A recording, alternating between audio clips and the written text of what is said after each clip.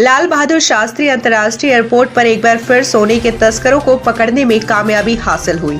Dubai से वाराणसी पहुंचे 2 यात्रियों को सीमा शुल्क के अधिकारियों ने पकड़ा और उनके कब्जे से 1.5 किलो सोना बरामद किया है। पकड़े गए सोने की अनुमानित कीमत 76 लाख रुपए है। प्राइवेट बसों के संचालन के खिलाफ काशी, चंदौली सहित 10 डिपो के रोडवेज कर्मचारियों ने बुधवार को जमकर विरोध प्रदर्शन किया।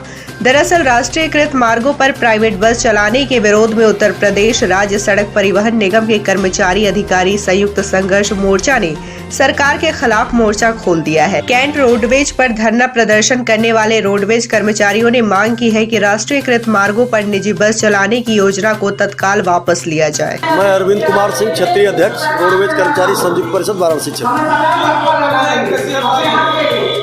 यह जो धरना प्रदर्शन का कार्यक्रम चल रहा है, वह जो राष्ट्रीयकृत मार्ग हमारे 7% है, उस पर भी निजी बसों का परमिट देने का काम शासन कर रहा है। उसके विरोध में हम लोग धरना कार्यक्रम कर रहे हैं।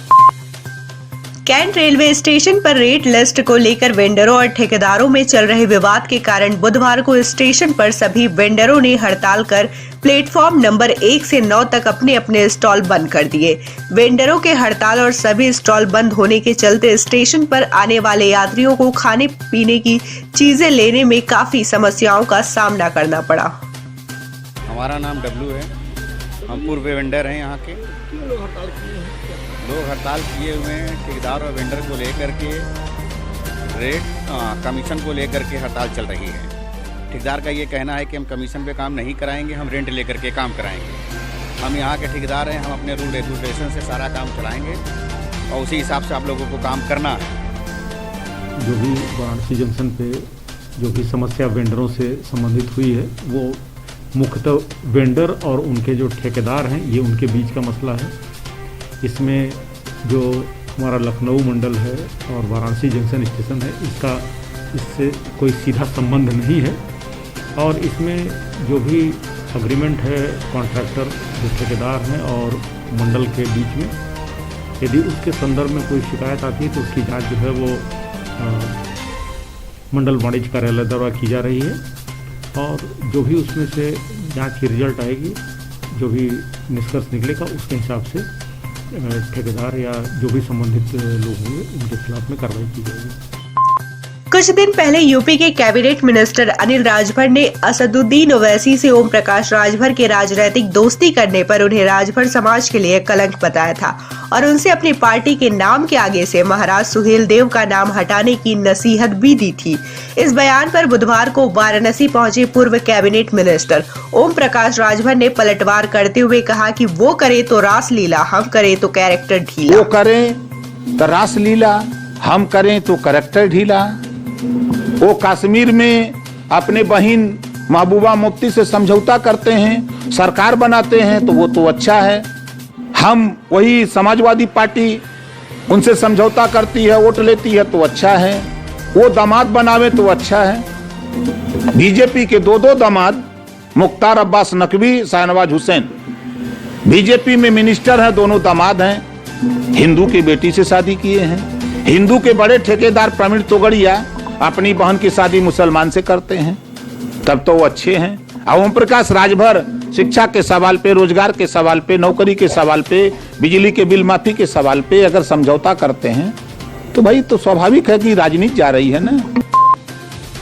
पूर्व कैबिनेट मिनिस्टर ओम प्रकाश राजभर ने हाल ही में मुलाकात कर भागीदारी संकल्प मोर्चा में शामिल होने के बाद हैदराबाद के सांसद और ऑल इंडिया मजलिस इत्तेहादुल मुस्लिमीन के राष्ट्रीय अध्यक्ष असदुद्दीन ओवैसी जनवरी में बनारस आ सकते हैं। इस बात की जानकारी वाराणसी पहुंचे पूर्व कैबिनेट मिनिस्टर ओम प्रकाश राजभर ने दी है। इस दौरान ओम प्रकाश राजभर ने किसान आंदोलन पर भाजपा और उनके कार्यकर्ताओं सहित प्रधानमंत्री तथा उद्योगपति अंडानी और अंबानी को भी आड़े हाथ लिया है। काशी हिंदू विश्वविद्यालय के जंतु विज्ञान विभाग के द्वारा अक्टूबर से सीरो सर्वे कराया जा रहा है। इस सर्वे का दायरा अब बढ़ गया है। उत्तर प्रदेश के बाद अब यह सर्वे उत्तर पूर्वी और दक्षिण भारत के राज्यों में भी शुरू हो गया है। इस सर्वे के विभाग की टीम शरीर में बीमारी से लड़ने की प्रतिरोधक क्षमता यानी इम्यूनिटी सिस्टम कितनी है, इसका पता लगा रही है। इस सर्वे में विश्वविद्यालय के प्राणी विज्ञान विभाग ने 10,000 लोगों के सैंपल इकट्ठा करने का लक्ष्य रखा है। हेड ऑफ डिपार्टमेंट के अनुसार जनवरी के अंतिम सप्ताह तक सैंपल के परिणाम आने की भी संभावना है। छोटे स्टडी से शुरू हुआ जिसमें हम लोगों ने बनारस जिले पे काम करना शुरू किया था और आज ये पूरा इंडिया वाइड हो गया, क्योंकि जो रिजल्ट हम लोगों को मिलते चले गए और जिस तरीके से लोग इसमें साइंटिस्ट लोग इन्वॉल्व होते चले गए, वो एक बहुत बड़ी उपलब्धि थी हमारे लिए। और इसमें एक बहुत बड़ी चीज़ निकल के ये सामने आ रही है कि जितना गवर्नमेंट ने रिपोर्ट किया हुआ है कि इतने केसेस इस जिले में पाए जाते हैं, उससे कहीं ज़्यादा, कई गुना ज़्यादा जो है इन्फेक्शन उस जिले में हमको मिल रहा है। तो इसमें हम लोग एक नॉर्मल इंडिविजुअल जो कि एक सामान्य तरीके से एक्सपोज्ड है, जो कि रह रहा है समाज में और जिसको ये भी नहीं पता है कि उसको कोरोना हुआ था या नहीं हुआ था, उसको हम लोग सैंपल करते हैं। वाराणसी नगर निगम कार्यकारिणी के उप सभापति का चुनाव बुधवार को भारी गहमा गहमी के बीच संपन्न हुआ। इस चुनाव में एक बार फिर दशाश्वमेध वार्ड के नरसिंह दास ने जीत का परचम लहराया। भाजपा पार्षद की जीत से नगर निगम के बाहर समर्थकों में खुशी का माहौल दिखा। नरसिंह दास बाबा को महापौर मृदुला जायसवाल के निर्णायक मत से जीत मिली। विपक्ष की तरफ से निर्दल प्रत्याशी बाबू साहब चुनाव मैदान में थे। विकास कार्यों की रैंकिंग में वाराणसी जनपद ने पूरे प्रदेश के 75 जिलों में छठा स्थान प्राप्त किया है। उत्तर प्रदेश सरकार के विकास एजेंडा कार्यक्रमों में नवंबर 2020 की प्रगति के मूल्यांकन के आधार पर वाराणसी को राज्य में छठी रैंक प्राप्त हुई है। वाराणसी को 27 सूचांकों में ए ग्रेडिंग तथा 4 सूचांकों में बी ग्रेडिंग प्राप्त हुई है। वाराणसी नगर निगम प्रधानमंत्री नरेंद्र मोदी के संसदीय क्षेत्र काशी में विकास की रफ्तार दोगुनी करने के लिए म्युनिसिपल बॉन्ड जारी करने जा रहा है। शहर के बुनियादी ढांचे और जन सुविधाओं को बढ़ाने के लिए वाराणसी नगर निगम 200 करोड़ रुपए का म्युनिसिपल बॉन्ड जारी करने की तैयारी में जुट गया है। लखनऊ के बाद वाराणसी प्रदेश का दूसरा नगर निगम होगा जो अपना बॉन्ड जारी करेगा। वाराणसी में बुधवार को कोरोना के 69 नए मामले सामने आए, जबकि बीते 24 घंटे में एक कोरोना संक्रमित मरीज की मौत भी हुई है। बुधवार को 42 मरीज होम आइसोलेशन से स्वस्थ होने के बाद डिस्चार्ज किए गए हैं।